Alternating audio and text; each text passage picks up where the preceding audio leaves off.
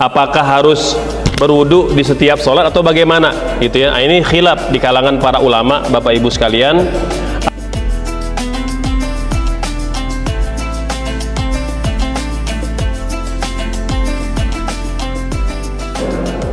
Alhamdulillah wassalatu wassalamu ala rasulillah wa ba'd. Bapak Ibu yang Allah muliakan, alhamdulillah kita bisa bertemu kembali di pagi ini dalam keadaan sehat walafiat. Satu nikmat yang sejatinya wajib kita senantiasa syukuri, dan semoga nikmat sehat dan waktu serta umur ini bisa kita konversi menjadi amal soleh. Bapak Ibu yang Allah muliakan, pagi ini tema kita tentu kita coba sampaikan yang relate ya dalam kondisi terkini Indonesia ya, wabil khusus dalam kondisi peringatan BMKG gitu ya, kemudian juga BNPB terkait segala kemungkinan yang boleh menimpa, boleh terjadi masyarakat Indonesia ya, dimanapun, baik di pesisir atau di daerah pegunungan ya. Belum lama saya diminta oleh BNPB dan BMKG ya untuk mendampingi para penyintas gitu ya, dan anggota Basarnas yang terlibat langsung menangani korban dan masyarakat yang terdampak bencana ya. Jadi ada upaya untuk penguatan baik dari segi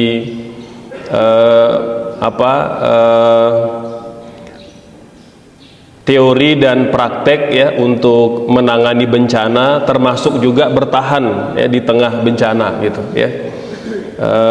Maka Bapak Ibu sekalian, yang kami sampaikan kemarin adalah bagaimana tetap bisa beribadah kepada Allah Subhanahu wa taala walaupun dalam kondisi yang serba terbatas ya. Maka juga ada fikih salat dan fikih puasa di tengah situasi bencana, Bapak Ibu sekalian ya. Kalau kita membaca penjelasan para ulama ya, kondisi-kondisi yang tidak ideal itu sering disebut sebagai kondisi darurat ya. Darurat itu bahasa apa itu Bapak Ibu sekalian? Dari bahasa Arab ya. Darurat itu dari bahasa Arab yang diserap menjadi bahasa Indonesia. Bahasa Arabnya dorurah gitu ya, menjadi darurat. Dorurah itu kata dasarnya atau akar katanya doror. Doror itu adalah perkataan Nabi ya. Nabi banyak bersabda seputar doror ya, diantaranya la dororo wala diror, kata Nabi. Tidak boleh menimbulkan kesulitan atau menimbulkan keburukan baik untuk diri sendiri maupun orang lain ya. Jadi dalam kaidah fikih nanti muncul istilah ad-dararu yuzal. Kalau ada kesulitan, ada keburukan, maka harus dihindari atau harus ditanggulangi gitu ya. Nah, kondisi darurat Bapak Ibu sekalian ini bisa berbentuk apa saja ya. Boleh jadi dalam level yang kecil menengah sampai yang besar ya. Kalau level kecil menengah itu kita sakit ya, sakit yang boleh jadi membuat kita tidak bisa banyak bergerak ya, bahkan tidak mampu bergerak sama sekali gitu. Kalau sudah level yang agak menengah dan sampai yang besar ya, boleh jadi musibah atau bencana, gempa, banjir, tanah longsor ya, banjir bah ya, nauzubillah Bapak Ibu sekalian. Tapi kita harus siap ya, karena dikatakan kita tidak meminta bencana, tapi kita diminta untuk tangguh dan tetap tanggap dalam kondisi bencana gitu ya. Nah, tidak hanya mempersiapkan apa ya, P3K di rumah gitu ya, tidak hanya menyiapkan ilmu bagaimana tanggap bencana gitu ya, tapi juga bagaimana cara beribadah di tengah bencana. Karena ibadah kita kepada Allah Subhanahu wa taala itu tidak gugur selama kita beragama Islam, selama kita baligh, dan selama kita mampu bergerak dalam arti kita masih punya kesadaran gitu. Nah, kecuali kalau sudah stroke atau dalam kondisi yang permanen tidak mampu bergerak sama sekali dan tidak sadar. Nah, ini nanti ada istilah fikihnya gugur kewajibannya gitu ya. Nah, Bapak Ibu sekalian, darurat ini berdasarkan ketentuan dalam Al-Quran, diantaranya adalah surah Al-Baqarah ayat 185 dan Al-Baqarah 286. 185 ini Allah berbicara tentang ibadah puasa yang tidak lama lagi akan kita tunaikan ya. Allah menjelaskan bahwa ibadah puasa itu diwajibkan kepada orang-orang yang beriman. Lantas kata Allah, "Faman kana minkum maridun aw ala safarin fa iddatun min ayyamin ukhra." Tapi kalau sedang sakit atau sedang safar ya, itu boleh tidak puasa dengan syarat mengganti nanti di luar bulan Ramadan. Fa iddatun min ayyamin ukhra.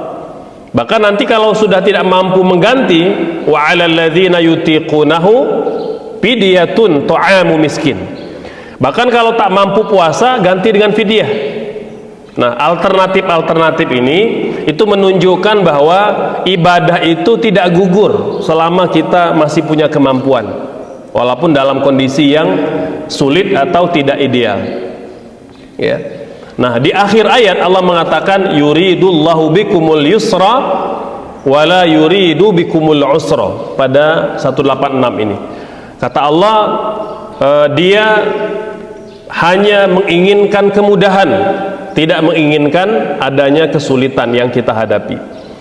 Lantas di ayat 286 kata Allah, la yukallifullahu nafsan illa wus'aha gitu. Jadi Allah tidak memberikan beban di luar kemampuan kita.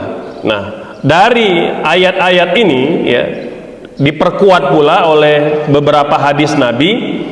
Misalnya Nabi menjelaskan tentang sholat dalam kondisi tidak bisa berdiri.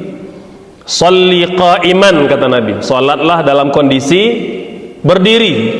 Jadi kalau sholat fardu itu ya kita wajib berdiri, tidak boleh mampu berdiri kita duduk.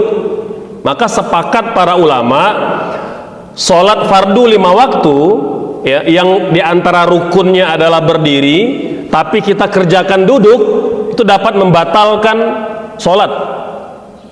Jadi posisi berdiri dalam sholat ya, itu seperti membaca Al-Fatihah, dia rukun dalam sholat fardu ya.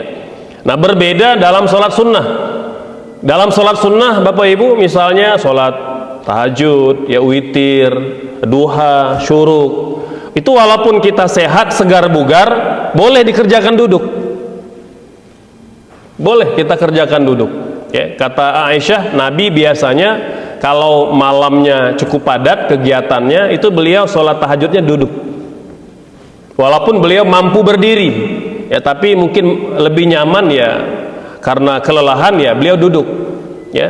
Nah, tapi untuk sholat sunnah bagi yang mampu berdiri, dia memilih duduk, nah itu nanti dapat pahalanya, pahala paket hemat Bapak Ibu ya, ya karena kita mampu berdiri tapi kita kerjakan duduk, nah itu separuh pahalanya, separuh pahalanya. Tapi kalau kita sakit, memang kita tidak kuat, kita duduk, tetap full pahalanya ya. Ini hanya yang memilih duduk dalam kondisi dia mampu berdiri. Kalau memang dia punya uzur syar'i, memang ada yang cedera ya, atau ada yang tidak kuat karena kelelahan ya, nah itu boleh duduk dan pahalanya tetap sempurna. Kalau dia punya uzur syar'i, yang dapat pahala separuh itu ya yang tidak punya uzur syar'i. Jadi boleh kita sholat sunnahnya duduk gitu. Lantas kata Nabi, fa illam tastati', kalau tidak mampu berdiri dalam sholat fardu karena alasan-alasan yang syar'i tadi, fa qa'idan, boleh duduk kata Nabi. Bahkan kalau tidak bisa duduk, fa illam tastati' fa ala jambin, itu boleh bersandar ya, boleh bersandar. Jadi kalau dulu kan orang sahabat Nabi itu ke dinding bersandarnya Itu dia mungkin lebih nyaman berdiri tapi tidak bisa berdiri tegak, maka boleh bersandar, ya, bahkan boleh menggunakan tongkat. Dulu beberapa sahabat Nabi kalau sholat dia lebih nyaman berdiri pakai tongkat, gitu. Jadi berdiri, bersandar, bahkan kalau tak mampu bersandar pamustalqiyan kata Nabi, itu boleh tidur, ya. Bahkan dalam kondisi orang yang mungkin cedera, tidak bisa bergerak, tapi dia masih punya kesadaran, akalnya masih sadar, mentalnya masih sehat, maka dia boleh sholat walaupun hanya dengan bahasa isyarat, walaupun dengan bahasa isyarat, gitu, ya. Nah, Bapak Ibu sekalian, dari dalil-dalil ini maka muncul setidaknya 3 kaedah ibadah dalam kondisi darurat.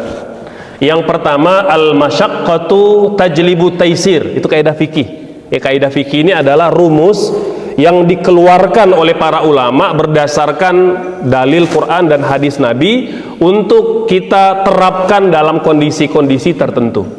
Yang pertama tadi al-masyaqqah tajlibu taisir. Masyaqqah itu kesulitan. Jadi kalau ada kesulitan kita berdiri, ya boleh duduk. Jadi maknanya kesulitan itu mendatangkan kemudahan, ya. Kemudian yang kedua, kaidah kedua, ad-darurah tubihul mahzurat. Darurat itu membolehkan sesuatu yang awalnya diharamkan. Kondisi darurat membolehkan, menghalalkan sesuatu yang tadinya haram. Ya, misalnya dalam kondisi sholat kemarin, ya, tak kala kita mendampingi masyarakat Sumatera itu banyak wanita-wanita yang nanya, Ustadz, ini kita tidak punya kerudung, tidak punya mukena, mau sholat. Jadi tidak ada kain yang bisa menutup kepala. Bagaimana sholatnya? Ya, ibu sholat saja tanpa menutup kepala, karena kondisinya darurat. Tidak punya kain, tidak punya pakaian, tidak punya mukena yang dapat menutup aurat, maka boleh sholat tanpa tutup aurat dalam kondisi darurat, gitu, ya. Begitu juga Bapak Ibu kalau ada keluarga yang sedang dirawat, perempuan misal atau laki-laki mungkin, ya, karena ada bagian yang tidak bisa ditutup, ya, mungkin luka bakar gitu, ya, ya mungkin ada aurat yang terbuka. Bagaimana sholatnya? Sholat saja tanpa perlu ditutup auratnya, karena tidak memungkinkan. Itu kaidah ad-darurah tubihul mahzurat. Kondisi darurat membolehkan yang terlarang. Bahkan Bapak Ibu sekalian, ulama sepakat orang yang tidak punya pakaian sama sekali boleh sholat walaupun telanjang. Ini mungkin terjadi, ya, seperti nelayan di Pulau Seribu itu, ya, kapalnya karam, ya, tenggelam di laut gitu, ya, dia mengapung 8 hari telanjang, udah nggak punya pakaian, tapi dia cerita, saya sholat dalam air itu, dia sholat. Subhanallah, ini artinya dia ngerti, dia belajar gitu, bahwa dalam kondisi apapun dia tetap wajib sholat. Nah, cuma kalau kita di darat tidak punya pakaian, sholatnya jangan berjamaah Bapak Ibu. Jadi ya masing-masing aja gitu, ya, cari pohon, cari dedaunan, ya sholatnya masing-masing aja gitu. Ya, ini benar, ya. Jadi walaupun agak sedikit kocak, tapi itu fikih Bapak Ibu, ya, itu sepakat para ulama bahwa dalam kondisi tidak punya pakaian itu boleh sholat, karena dia ad-darurat tubihul mahzurat. Ya, sama juga yang terpaksa makan yang haram, ya, kemarin yang di Sumatera itu, ya, ada seorang ayah, dia bikin rekaman, dia kirim ke sosial medianya, minta maaf kepada yang punya Alfamart gitu, ya, saya mencuri Indomie katanya, saya mencuri Indomie, mencuri minyak untuk bertahan hidup katanya, nanti kalau Aceh sudah normal saya ganti, kata beliau. Itu darurat Bapak Ibu sekalian, terpaksa, yang ada cuma warung milik orang lain, itu boleh dalam kondisi darurat, ya. Nah, namun ini kita perlu pahami ada kaidah penting, tidak boleh hanya belajar kaidah pertama kedua, tapi wajib belajar kaidah yang ketiga ini. Ya, kata ulama, ad-darurat tuqaddar biqadariha. Darurat itu ada kadar minimalnya, tidak boleh dilakukan sesukanya. Jadi kalau misalnya satu bungkus mie instan cukup untuk bertahan hidup, nggak boleh ngambil sekotak. Haram Bapak Ibu, itu menjarah namanya. Itu menjarah. Gitu. Ya, tadi Bapak itu luar biasa, dia mengatakan saya ngambil 2, walaupun yang lain ngambil ada yang sekotak 2 kotak. Gitu. Ya, semuanya akan dihisap oleh Allah Subhanahu Wa Taala berdasarkan dengan tingkat daruratnya. Gitu. Jadi kalau ada orang terpaksa, mohon maaf, makan babi misalnya gitu, itu ya semata-mata untuk bertahan hidup walaupun dia jijik gitu. Kan kalau kata Quran, ghairu baghin wala adin, dia jijik dan tidak berlebihan makannya gitu. Nah, cuma kalau ketemu babi gitu ya, dibakar, dikasih bumbu gitu ya, itu sudah melebihi kadarnya gitu ya. Kenapa? Makanya banyak pula gitu. Oh, enak juga ternyata, itu nggak boleh. Ya, jadi darurat itu ada kadarnya. Nah, ini penting Bapak Ibu. Ya, maka tadi misalnya kalau kita bicara sholat tidak tutup aurat, ya, itu tidak boleh berkelanjutan. Dia sesuai dengan kadarnya. Sama juga Ustadz, boleh nggak sholat jamak kalau kita cuma di rumah aja? Boleh, asal kita punya kondisi kesulitan. Ya boleh, tapi tidak boleh tiap hari jamaknya. Ini tiap hari selama 20 tahun jamak itu nggak boleh Bapak Ibu. Ya, jadi jamak itu walaupun kita tidak safar, boleh kita kerjakan, tapi dalam kadar sesuai dengan tingkat kesulitan. Tidak tiap hari, karena ulama juga mengharamkan melakukan sholat jamak tanpa uzur tiap hari. Gitu, ya. Nah, jadi Bapak Ibu ada 5 hal penting dalam bab ini. Yang pertama, sholat itu tiang agama. Ya, jadi sholat itu penopang agama kita. Kalau kita kerjakan, maka agama menjadi kuat. Kalau sholat ditinggalkan, maka robohlah agama. Itu kata Nabi. Ya, as-sholatu imaduddin. Gitu. Ya. Yang kedua, sholat tidak pernah gugur. Sholat tidak pernah gugur. Ya, selama dia muslim, selama dia sadar. Nah, dia punya kesadaran gitu. Kalau dia sudah gila, ya sudah terganggu mentalnya, hilang ingatan, itu baru gugur kewajiban. Ya, tapi selama kesadaran masih ada, maka sholat tidak pernah gugur. Yang ada adalah ditunda. Maka nanti ada jamak takdim, jamak takhir, ada qasar, ya. Bahkan nanti ada qadha sholat gitu. Karena dia tidak pernah gugur Bapak Ibu. Ya, walaupun sudah lewat waktunya. Yang kedua, sholat dikerjakan mengikuti kemampuan. Tadi ya ada tahapan-tahapannya sampai kita sudah tak mampu bergerak, cukup dengan bahasa isyarat. Jadi nggak ada alasan nggak sholat. Ya. Bahkan seandainya Bapak Ibu tidak bisa berwudu dan tak bisa bertayamum, pernah nggak menghadapi itu? Ya mungkin kita belum ya, insya Allah, dan semoga tidak gitu ya. Tapi mungkin keluarga kita, dia tidak bisa berwudu, tak bisa diwudukan, tak bisa bertayamum, dan tak bisa ditayamumkan, karena mungkin harus memakai banyak kabel, selang gitu ya, peralatan medis gitu ya. Jadi tidak bisa kita menyentuh. Kata dokter, ini tidak boleh ada sentuhan dulu dengan orang lain, karena mungkin ada penyakit yang menular dan lain sebagainya. Itu bagaimana wudu dan tayamumnya? Boleh sholat Bapak Ibu, walaupun tanpa berwudu dan tanpa tayamum, boleh sholat, tidak ada masalah. Ya, saya pernah sampaikan Bapak Ibu, kalau pasien tidak bisa sendiri, kita bantu. Yang penting niatnya masih di pasien. Jadi niat wudu dan niat tayamum itu masih di pasien. Dia yang berniat, kita hanya bantu mewudukan kalau memungkinkan dan mentayamumkan atau mentayamumkan. Bapak Ibu, wudu tidak bisa diganti dengan waslab. Ya, Kalau waslab itu untuk cuci muka atau untuk mandi-mandi aja gitu, bukan untuk mengganti wudhu. Karena kalau wudhu harus air yang mengalir, dan tidak mungkin kan kita ngambil air ditumpahkan ke wajahnya gitu. Nah, itu kan akan membuat tidak nyaman suasana di atas tempat tidur pasien itu. Maka cara yang mungkin tayamum kan.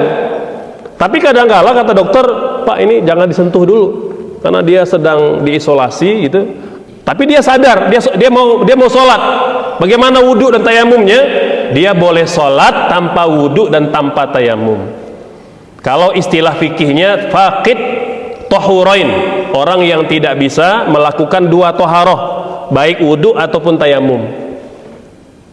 Ya, walaupun kalau kata Imam Syafi'i agak ketat, kata beliau sholatnya boleh tapi nanti dikodok kalau sudah sehat. Nah, ini berat kalau pakai Imam Syafi'i. Ya, makanya mungkin kita bisa gunakan pendapat alternatif, pendapat Imam Ahmad muridnya. Kata beliau, sholat tanpa berwudu, tanpa tayamum, sholatnya sah dan tak wajib dikodok. Itu alternatif Bapak Ibu sekalian. Ya. Nah ini yang disebut kondisi darurat. Selama pasien itu masih sadar.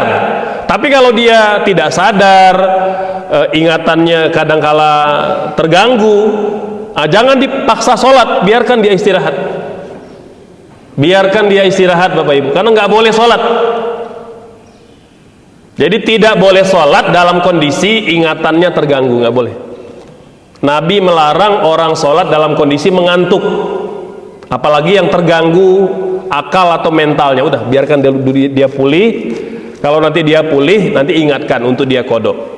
Kalau lama pulihnya, udah biarkan dia istirahat dulu. Ya, kalau takdirnya dia meninggal, maka semoga Allah memaafkan apa yang telah terlewat. Gitu. Ya. Nah itu yang kedua. Yang ketiga, Bapak Ibu, rukhsah ya di dalam ibadah gitu ya, itu adalah syariat. Jadi jangan dianggap jamak, qasar, qada itu tidak syariat. Jadi jangan dianggap oh kalau kamu jamak kamu lemah imannya, kalau kamu qasar kamu lemah imannya. Enggak begitu Bapak Ibu. Jamak, qasar, qada itu tidak ada kaitan dengan kelemahan iman. Dia kemudahan. Ya, alternatif untuk tetap bisa beribadah walaupun dalam kondisi sulit. Gitu, ya. Bahkan pahalanya boleh jadi lebih besar dibandingkan yang sholatnya sempurna. Ya, karena ada kaidah yang menyatakan al-ujuru biqadri masyaqqati. Pahala itu ditentukan berdasarkan tingkat kesulitan. Jadi semakin orang sulit beribadah, tapi dia tetap beribadah, itu lebih besar pahalanya. Gitu, ya. Makanya dulu ada sahabat yang ke masjid buta itu pakai tali. Nah itu walaupun dia boleh di rumah sholatnya, ya, tapi Nabi mengatakan ya lebih besar pahalanya kalau dia bisa hadir gitu. Ya, sama juga begitu ada sahabat yang tinggalnya jauh dari masjid, berencana beli tanah di samping Masjid Nabawi. Nabi larang.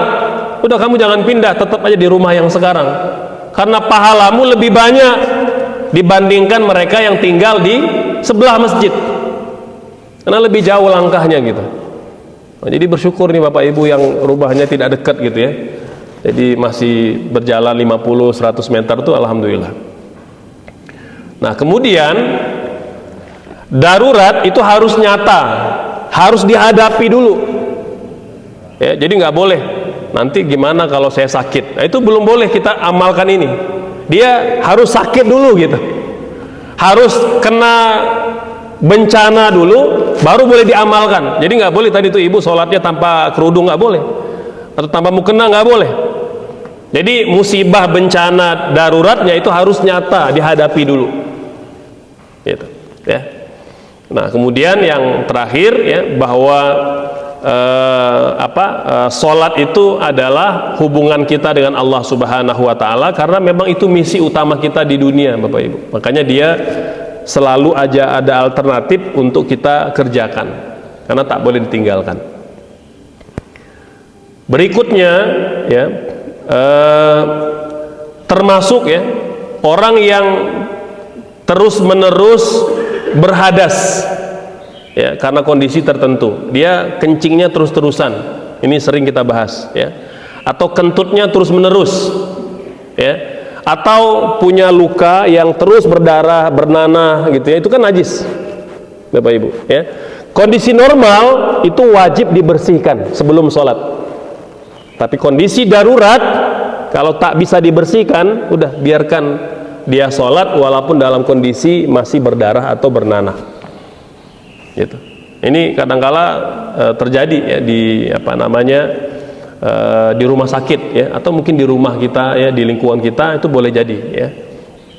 Jadi Bapak Ibu sekalian, orang yang terus-menerus berhadas, kentut ya, kencing, kemudian BAB ya, atau yang mengeluarkan darah terus-menerus ya.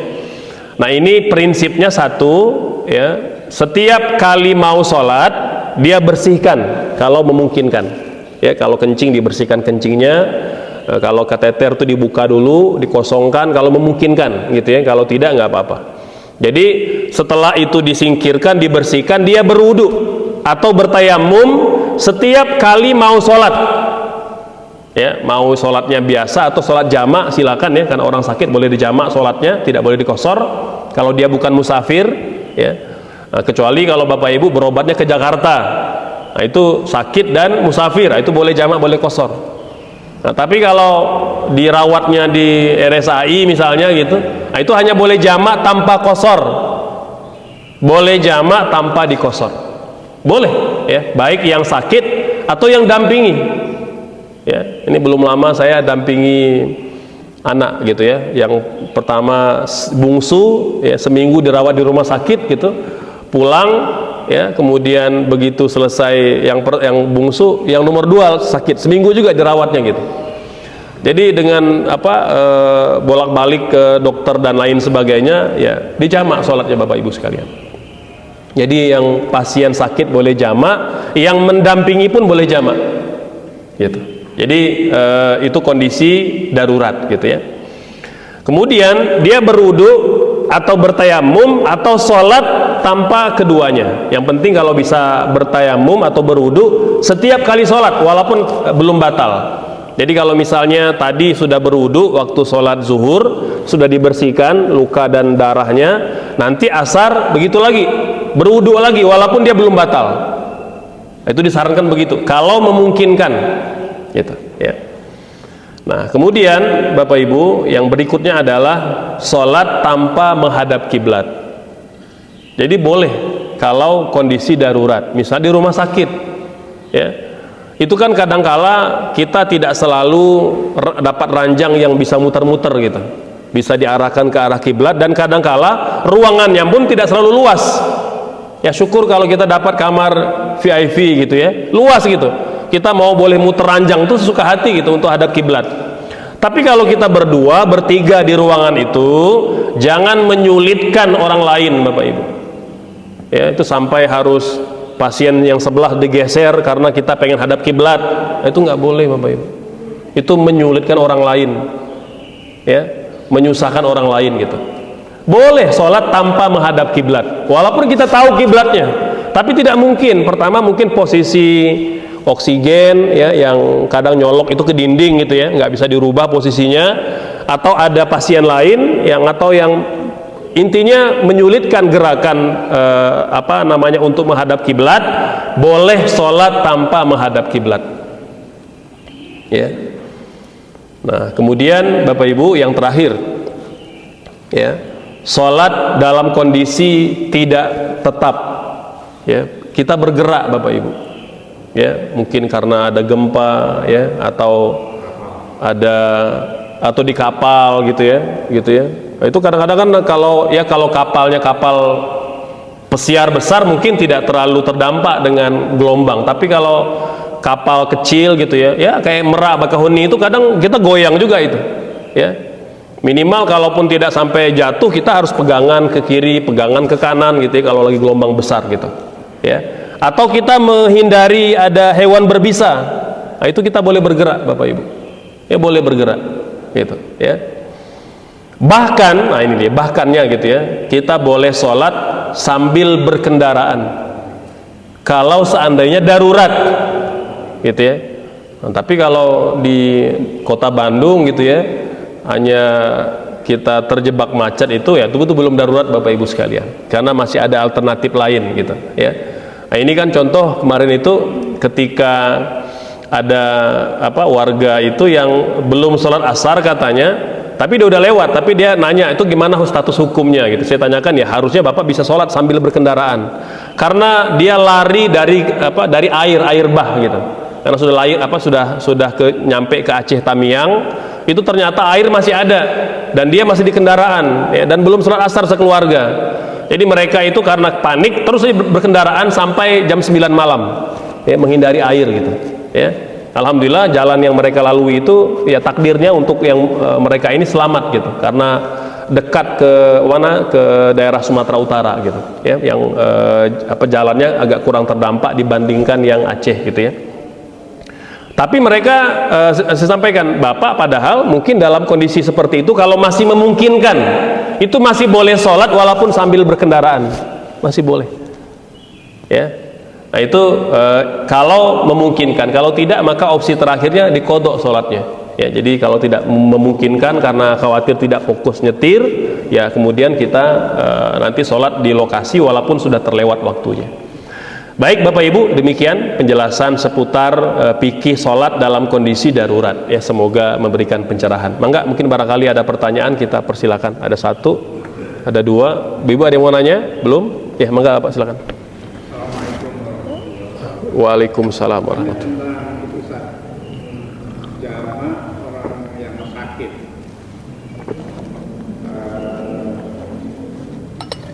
apakah dia wudunya juga harus dua kali atau satu kali wudu untuk dua sholat? Ya. Itu satu, yang kedua Itu ya, baik. Mangga Bapak, silakan. Ya. Assalamualaikum warahmatullahi wabarakatuh. Waalaikumsalam. Yang pertama tadi tentang hewan vakum pondok pada saat bencana. Ini kejadiannya misalnya jam 3 subuh, itu berjalan, kemudian kita menyelamatkan diri sehingga tidak sempat untuk waktu sholat subuh sampai jam 10 dan jam 11. Apakah kita tetap subuhnya juga bisa diurut? Itu yang pertama. Yang kedua, dengan kejadian di Sumatera ini, kita sebagai masyarakat adanya pembunuhan hutan, kita protes dengan masyarakat protes, karena kita tahu bahwa apabila pembunuhan hutan akan menimbulkan bencana dan menimbulkan banyak korban. Apakah yang protes ini termasuk dalam kategori jihad menurut kita? Terima kasih. Assalamualaikum. Bagaimana kategori?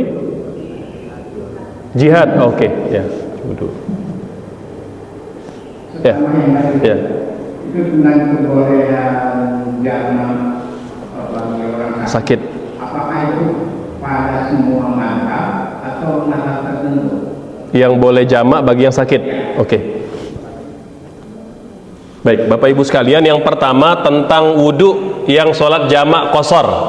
Apakah harus berwudhu di setiap sholat atau bagaimana? Gitu ya. Nah, ini khilaf di kalangan para ulama, Bapak Ibu sekalian. Al-Imam Syafi'i rahimahullah mengatakan dia wudhunya setiap sholat. Wudhunya setiap sholat, artinya ketika kita mau sholatnya di jamak gitu ya, nanti berwudhu ketika sholat zuhur, nanti berwudhu lagi ketika sholat asar gitu ya, jadi 2 kali gitu ya. Karena prinsipnya tayamum terutama gitu ya, itu prinsipnya satu wudhu atau satu tayamum, satu toharoh, 1 kali sholat gitu ya. Nah, namun Imam Abu Hanifah dan banyak ulama mutaakhirin mengatakan seperti mana wudhu dalam kondisi normal boleh dipakai berkali-kali selama tidak batal, begitu pula dalam kondisi kita jamak dan qashar. Jadi Bapak boleh memilih pendapat yang lebih mudah, kira begitu ya. Yang kedua tadi apakah ulama sepakat gitu ya? Tadi ada khilaf Bapak ya soal kalau Bapak nanya tentang apakah perlu berwudu atau tayamum setiap kali sholat atau boleh 1 kali untuk sholat jamak, itu ulama khilaf. Tapi kebolehan jamak bagi orang sakit itu kesepakatan para ulama. Itu seperti mana ungkapan Syekh Wahbah Zuhaili dalam kitab Al-Fiqhul Islam wa Adillatuhu, dan Imam An-Nawawi dalam Al-Majmu' Syarhul Muhadzab.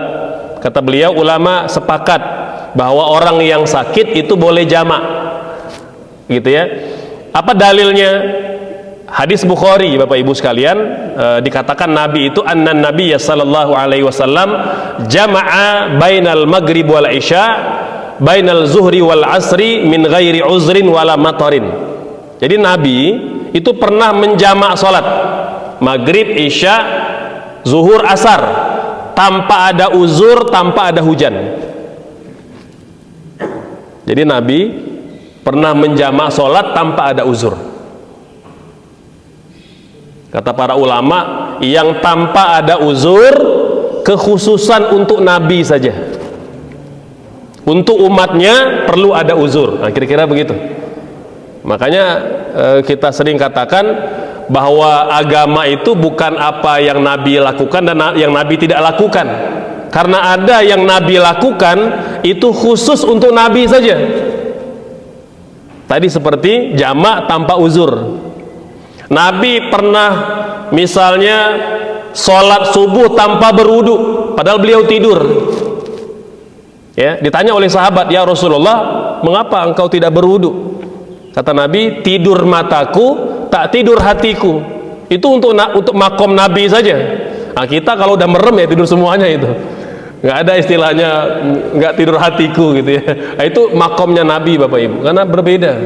Walaupun Nabi itu hamba manusia biasa, tapi dia makomnya Nabi. Makhluk yang paling mulia, Bapak Ibu, bahkan lebih mulia dari Jibril. Bayangkan. Ya, lebih mulia dari semua malaikat-malaikat, penghulu malaikat itu kan ada berapa itu? Ada dua penghulu malaikat yang tertinggi pangkatnya, Bapak Ibu.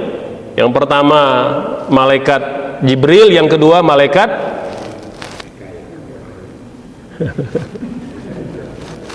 ada dua malaikat yang paling tinggi makomnya, Bapak Ibu. Yang pertama malaikat Jibril, ya. Ini karena disebabkan beliau menjadi perantara turunnya Al-Quran. Tadinya bukan beliau. Tadinya ulama mengatakan malaikat yang paling mulia itu Israfil, meniupkan trompet tanda hari kiamat. Dia yang diberikan kemuliaan paling tinggi, Bapak Ibu. Tapi karena Jibril ya menjadi perantara turunnya wahyul Quran, maka Jibril diangkat menjadi Sayyidul Malaikah. Ya, nanti karena cerita bahwa semua yang ada sentuhan dengan Al-Quran menjadi penghulu gitu. Nabi menjadi penghulu Nabi, Jibril penghulu malaikat, nanti Lailatul Qadar menjadi penghulunya malam gitu. Ya, Ramadan penghulunya bulan. Nah, jadi semua yang ada sentuhan dengan Quran itu menjadi yang terbaik gitu. Makanya kata ulama, bagaimana kalau ada hamba yang dekat dengan Quran, maka dia menjadi hamba yang terbaik gitu. Ya. Nah, ini Bapak Ibu berkaitan dengan sholat jamak gitu ya. Nah, tadi soal qadha dan jihad protes kepada pihak-pihak berwajib gitu ya. Betul, jadi wajib diqadha ya. Hadis Bukhari Muslim, Nabi bersabda, man nasya an salatin falyusalliha idza dzakaraha la kafarata illa dzalik. Barang siapa yang lalai, mengabaikan, meninggalkan salat, maka kewajibannya mengqadhanya. Tidak ada kifarat yang lain selain mengqadhanya. Itu kata Nabi. Maka ulama 4 mazhab sepakat, orang yang sengaja meninggalkan sholat, tak sengaja meninggalkan sholat, wajib qadha. Bedanya, yang sengaja dosa besar, yang tidak sengaja tidak berdosa besar. Kayak tadi Bapak nggak sengaja. Ya, saya juga pernah tinggal sholat dulu waktu di Kairo, Bapak Ibu.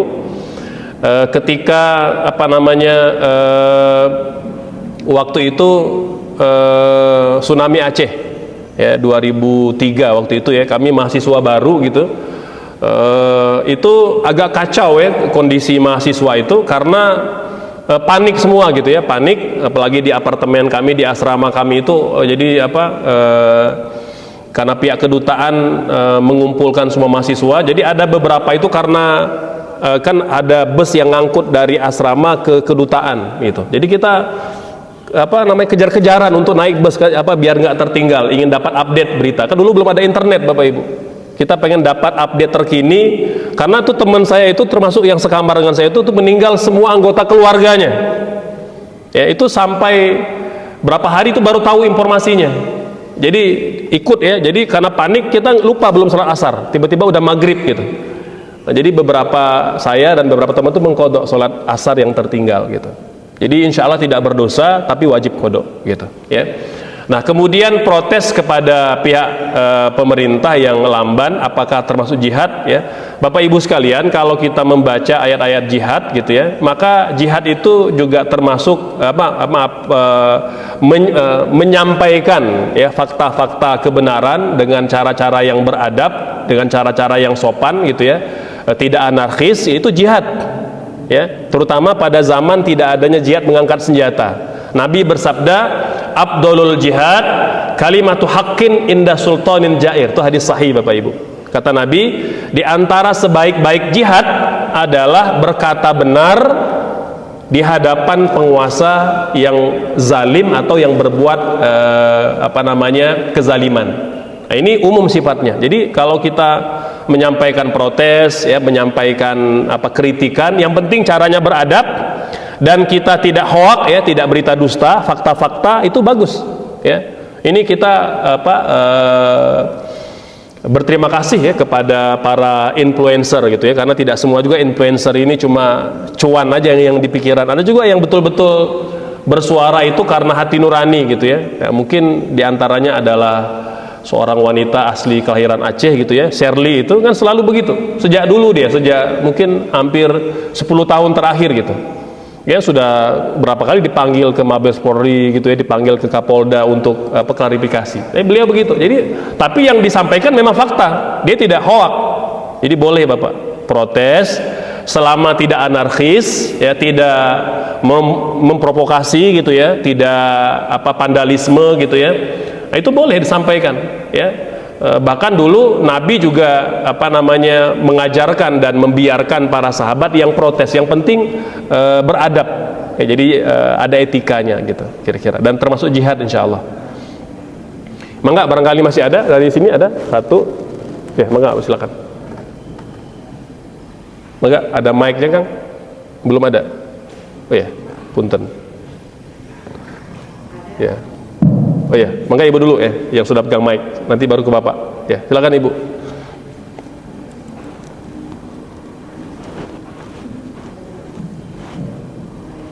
Waalaikumsalam warahmatullahi wabarakatuh. Silakan Ibu. Ini saya mau bertanya tentang bantuan jamaah ya. Misalnya kita ke pasar baru ibu-ibu gitu ya, pasar baru, kemudian sibuk belanja misalnya. Nah setelah itu sholat seperti biasa, duhur misalnya. Nah sepertinya takut pulang itu tidak sempat, mau ditarik saja misalnya asal itu ke duhur, boleh enggak? Ya. Baik, Bapak Ibu, jawabannya boleh ya, tidak hanya ke pasar baru, Ibu beli sayur juga boleh menjamaah sholat. Catatannya tidak tiap hari Ibu. Beda kalau Ibu tiap hari ke pasar baru, tiap hari jamaah itu nggak boleh ya. Tapi kalau cuma mungkin kondisi tertentu aja yang kita bimbang ini, jadi Bapak Ibu, begitulah kemudahan agama kita. Prinsip dasarnya kita tidak boleh lupa sholat ya, tidak boleh melupakan Allah, maka boleh sholat walaupun dengan cara dijamak gitu. Jadi jangan bayangkan jamak itu harus orang yang sedang berperang ya, harus yang kena banjir dulu, enggak. Tidak Bapak Ibu sekalian ya, alhamdulillah saya sering ya dampingi ulama-ulama dunia gitu ya, baik di dalam negeri ataupun di luar negeri, itu mereka biasa jamak Bapak Ibu ya. Bahkan dia kadangkala untuk konferensi ini, untuk muktamar ya, itu kan kadangkala muktamar itu karena mengundang banyak tokoh dari mancanegara, itu kadang waktunya pendek dan singkat gitu. Itu disering bilang kita jamak takdim, kita jamak takhir gitu. Jadi mudah sekali, bukan memudahkan agama, memang agama itu mudah Bapak Ibu. Nah, namun prinsip dasarnya adalah tidak tiap hari, tidak tiap waktu.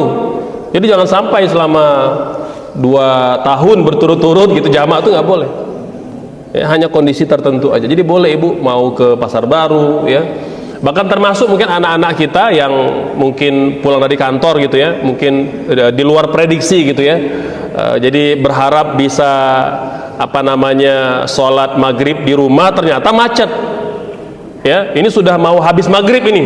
Kalau sudah mau habis maghrib, kita masih di jalan terjebak macet dan tidak mungkin berhenti, langsung pasang niat jamaah takhir. Jangan terlambat niatnya. Jangan udah masuk isya, ya belum maghrib. Nah itu sudah kodok nanti jatuhnya. Kalau kodok sengaja udah berdosa. Jadi jangan sampai kita berdosa Bapak Ibu. Kalau dianggap tadi kita prediksi maghrib sempat di rumah, kayaknya 6.30 ini sempat nyampe di rumah, ternyata 6.50 masih di jalan, macet. Langsung pasang niat, ya Allah jamaah takhir. Nyampe rumah tinggal sholat maghrib lalu sholat isya, walaupun sudah masuk waktu isya. Kira-kira begitu ya. Kalau kita memang berjamaah, bertemu jamaah isya, kita isya dulu nanti baru sholat maghrib gitu. Nah tapi kalau memang kita mau sholat di rumah dengan keluarga, sholat maghrib dulu berjamaah lalu sholat isya.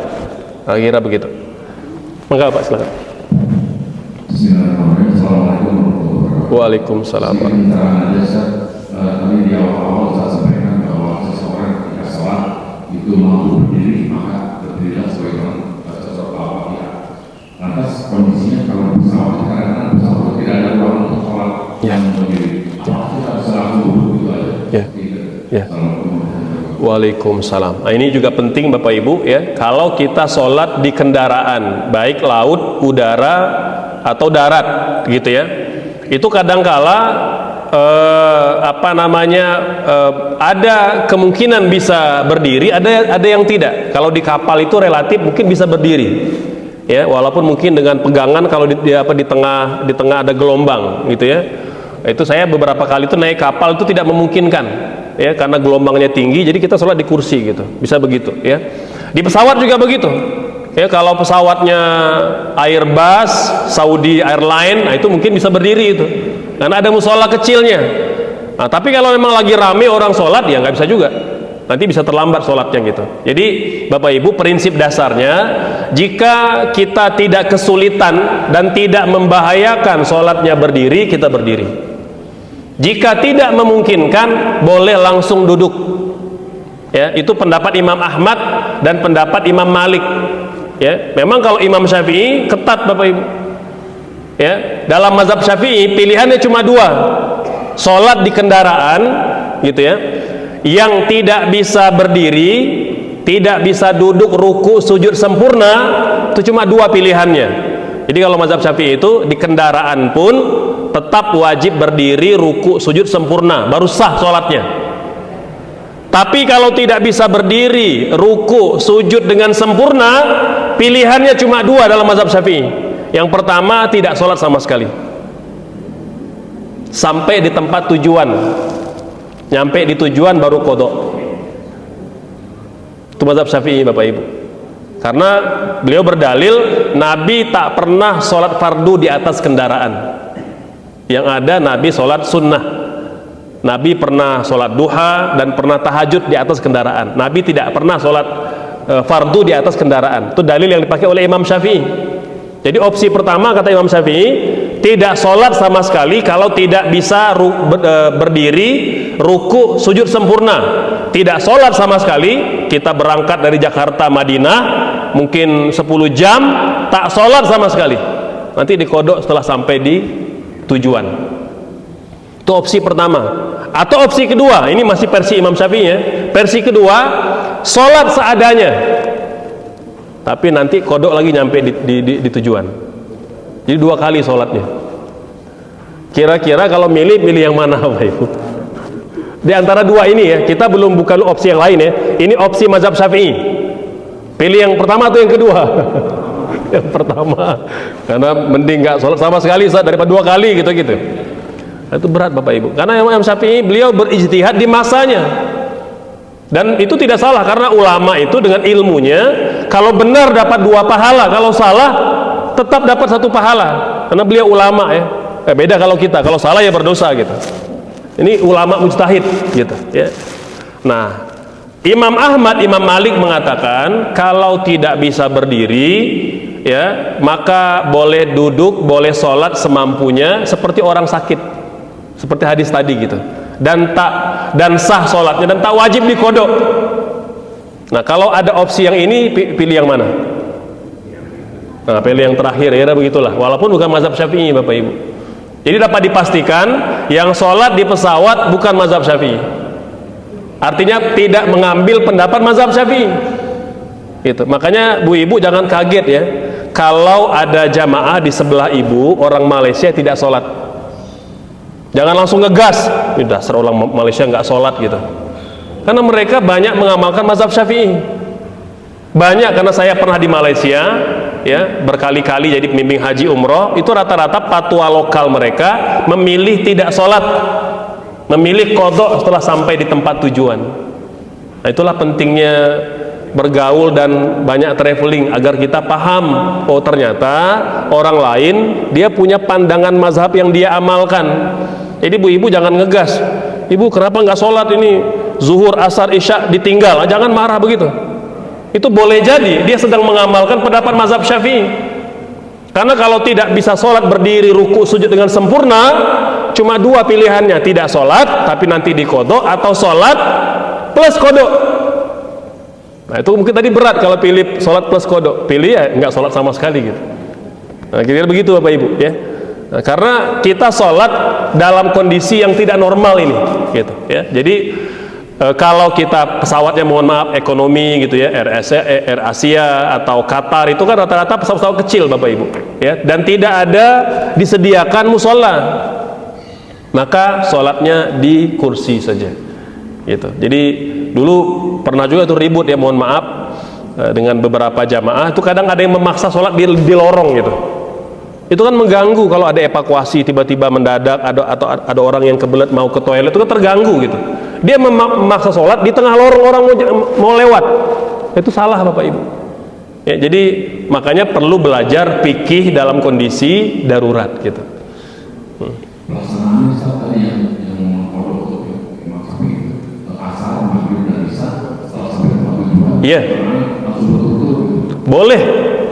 Semakin cepat selesai semakin baik. Hadis sahih Bapak Ibu, Nabi juga pernah melakukannya pada perang Khandaq.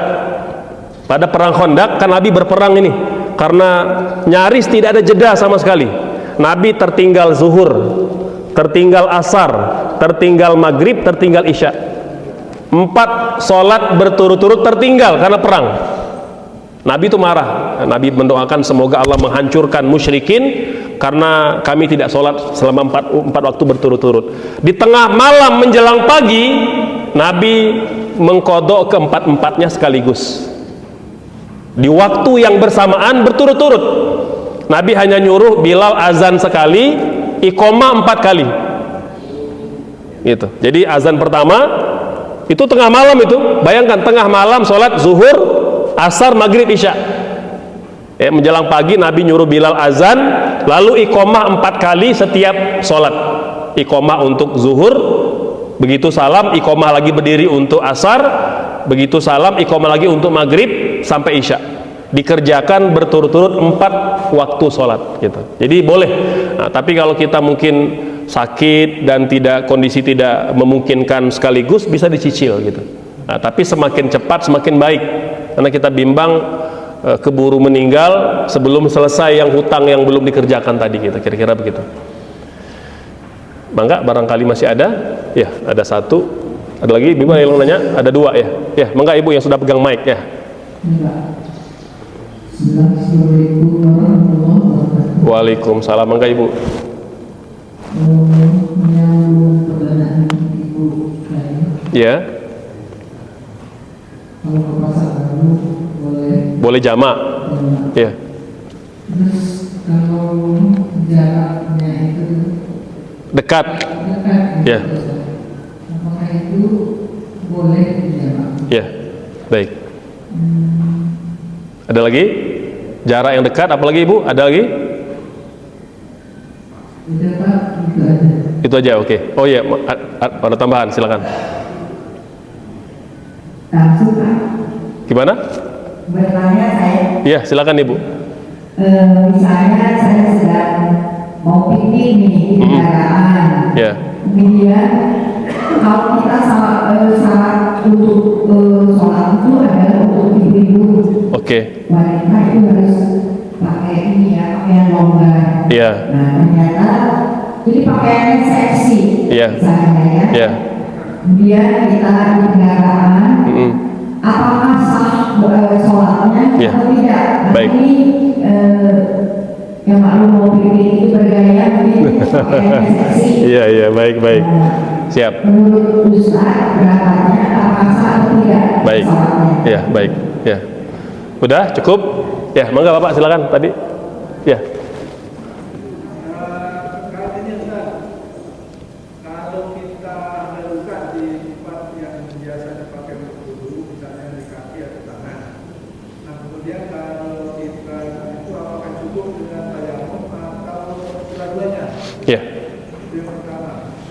Kemudian yang kedua, ketika anggota wudhu tadi itu tertutup oleh getah misalnya, kalau sekarang ada apa itu menempel dengan Ya. nah itu apakah kita harus tunggu sampai habis? Ya. Kita dulu atau kita pakai tayamum atau gimana? Iya. Baik. Ya, yang pertama apa jamak? Kalau dekat boleh apa tidak? Boleh. Tadi kita jelaskan Bapak Ibu, yang di rumah aja boleh jamak. Ibu nggak kemana-mana di rumah, gitu. Tapi ada alasan mengapa dijamak. Saya sakit ya, boleh dijamak di rumah. Ya, atau misalnya Bapak Ibu sekalian, jamak itu juga diperbolehkan misalnya dalam kondisi takut, boleh dijamak. Walaupun di rumah, gitu. Yang penting jamak Bapak Ibu beda dengan qasar. Kalau qasar ada jarak minimal dan harus safar. Minimal berapa? 89 kilo. Dari tempat kita berangkat ke tempat tujuan itu 89 kilo. Bukan bolak-balik. Satu kali jalan 89 kilo itu boleh qasar. Kalau jamak dia tidak melihat jarak dan tidak melihat safar. Bapak Ibu tidak kemana-mana, di rumah aja boleh jamak. Apalagi kalau yang keluar rumah. Tapi poinnya adalah ada keperluan, ada uzur, ada kesulitan yang kita hadapi. Kalau nggak ada kesulitan nggak boleh. Hanya Nabi yang boleh jamak tanpa kesulitan. Tadi kita katakan hadis Bukhari Muslim tadi, Nabi menjamak zuhur, asar, maghrib, isya min ghairi uzrin wala matorin, tanpa uzur, tanpa hujan. Nabi jamak. Kata ulama ini hanya boleh untuk Nabi saja. Kalau umatnya harus ada uzur, harus ada sebab. Maka tadi kalau Bapak Ibu punya sebab boleh dijamak walaupun tidak kemana-mana. Begitu Ibu ya, semoga jelas. Kemudian nyambung pakaian seksi. Yang pertama Bapak Ibu ya, bahwa wanita baik di dalam sholat itu wajib menutup aurat. Menutup aurat tidak cukup menutup kulit. Jadi kalau seksi tidak tutup aurat. Kan kalau seksi yang saya pahami ketat gitu ya, membentuk tubuh, nah itu nggak boleh. Tidak tutup aurat namanya. Walaupun dia pakaiannya kan sekarang banyak ya, yang bahkan yang jubah sekalipun ada yang ketat juga. Ya, membentuk punggung, pinggul, ya, depan dada itu ada yang begitu juga. Ya, maka saya juga pernah negur itu. Ada keluarga kami itu yang jual jubah yang dari kain parasut gitu ya. Itu kan dia menempel itu, ngepres itu nggak boleh Bapak Ibu. Walaupun dia jubah membentuk tubuh, dia tutup aurat, nggak sah sholatnya, gitu ya. Nah kemudian, tapi yang kedua juga sholat tidak wajib pakai mukena.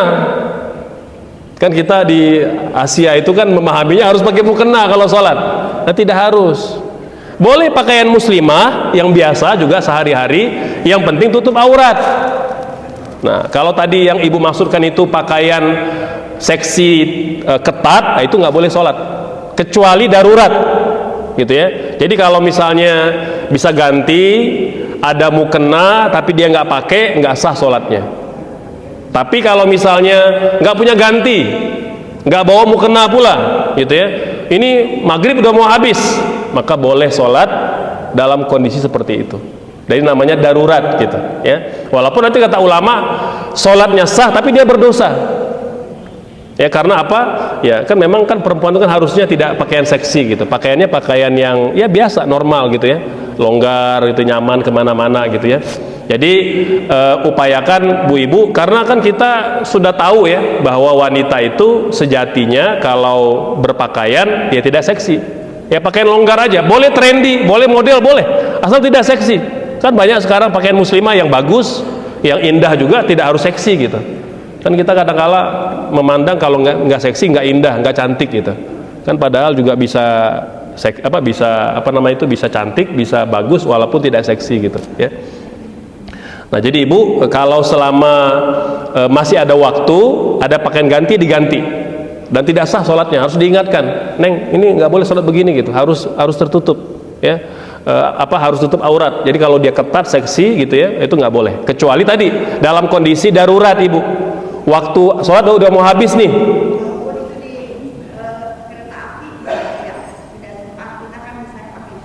Iya, iya. Ya tadi ibu, kalau seandainya pertama gini, tindakan preventif dulu gitu ya. Jadi kalau traveling, jalan-jalan gitu ya, bawa mukena, siap-siap gitu. Itu satu gitu ya. Jadi kita kan sekarang mukena banyak yang bisa dilipat jadi kecil gitu, ringan sekali gitu ya. Jadi bahkan juga kalau yang biasa sarungan juga ada yang dilipat kecil gitu, jadi gampang. Jadi kalau bisa, karena kita sudah berpuluh-puluh tahun sholat gitu ya, dan berpuluh-puluh tahun traveling, kita udah ngerti. Beda kalau kita baru mu'alaf gitu ya, itu kan beda cerita kalau mu'alaf gitu. Ini kalau yang sudah lama Islamnya gitu, harusnya ngerti gitu ya, ngerti bahwa oke, kalau kemana-mana jangan lupa, jangan cuma dompet yang diingat, jangan cuma tas ibu yang diingat, tapi juga mukena. Mukena itu paling praktis. Mau seksi gimana pun tinggal sarung aja. Jadi plug and play gitu ya. Jadi langsung dipakai gitu. Itu gampang. Nah, tapi ibu mungkin lupa bawa mukena, maka selama waktu sholat belum habis ya, maka dia tidak boleh sholat karena dia tidak tutup aurat. Nah, kecuali memang misalnya ini waktu sholat sudah mau habis ya, bimbang nanti tidak sempat sholat, maka boleh sholat dan sah sholatnya, walaupun kata ulama dia berdosa kalau sengaja membuat dia terkondisi sholatnya tidak tutup aurat. Tadi kan beda ya kalau wanita Aceh, orang-orang Sumatera itu kan karena apalagi ada bencana, lagi ada gempa atau lagi ada banjir, mereka tidak sempat pakai pakaian ya, dan waktu itu ya pakaian seadanya, bahkan tidak tutup aurat, boleh sholat dalam kondisi yang darurat gitu ya. Nah, tapi tadi kalau kondisi itu terlarang. Kemudian luka. Nah, luka Bapak Ibu ini penting ya. Kalau luka itu ada bagian wudhu yang tertutup. Ada dua cara. Cara pertama, tayamum sempurna, tidak berwudhu. Ya, itu yang paling mudah. Cara kedua, mix antara wudhu dan tayamum. Bagian yang tidak terluka, yang tidak tertutup diwudhukan. Bagian yang tertutup ditayamumkan atau diusap di atasnya. Ya, jadi contoh ini kita wajah aman, coba tangan yang terpaksa ditutup gitu ya, maka wudhu air biasa untuk wajah, untuk tangan kita usap. Itu yang cara mix. Ya, itu seperti mana uraian Imam Nawawi dalam Al-Majmu' Syarhul Muhadzab. Gitu Bapak ya. Nah, untuk getah tadi upayakan memang dia bersih semaksimal mungkin ya. Nah, tapi dalam kondisi sudah tidak mungkin atau tidak bisa dalam waktu singkat, kan kadang-kala ada getah pohon itu kadang-kala dia nempelnya ketat Bapak Ibu ya. Maka kalau memang tidak memungkinkan ya, dan kita tidak sengaja ya, itu boleh kita sholat walaupun mungkin boleh jadi tidak merata. Beda ceritanya kalau yang pakai tato Bapak Ibu ya, tato warna itu sengaja ya, ditato di warna ada lapisan gitu ya, membuat wudhu tidak sampai, maka dia berdosa besar ya. Kemudian termasuk yang harus segera menghilangkan tato tadi gitu ya, terutama tato yang bisa diangkat ya. Jadi ini yang harus kita sampaikan kepada masyarakat. Jadi intinya ada warna ada getah yang kena tidak sengaja, ada yang sengaja. Kan sekarang juga ada tato yang pakai getah, Bapak Ibu. Kalau di kampung itu ada tato pakai getah buah mangga atau apa gitu. Jadi dia membuat melepuh dan terkupas sampai membentuk gambar yang diinginkan. Itu tato orang desa gitu. Itu dilarang. Itu dilarang itu, ya. Jadi ada yang diperbolehkan, ada yang dilarang. Baik Bapak Ibu, cukup. Alhamdulillah. Demikian uraian, ya. Yang mana Bapak? Tadi kalau memang tidak memungkinkan, tadi dia bisa pakai tayamum sempurna atau di mix. Artinya wudhu seperti biasa kalau memungkinkan gitu ya. Kan apalagi kalau cuma sedikit, kalau banyak mungkin tadi bisa di mix. Artinya dia tayamum sempurna atau wudhu dan tayamum. Pada bagian yang tidak memungkinkan dibersihkan, gitu ya. Baik Bapak Ibu, demikian, semoga bermanfaat. Insya Allah nanti di bulan Ramadan kita bertemu lagi, temanya seputar fikih puasa, insya Allah ya, dan fikih Ramadan. Barakallahu fikum. Wassalamualaikum warahmatullahi wabarakatuh.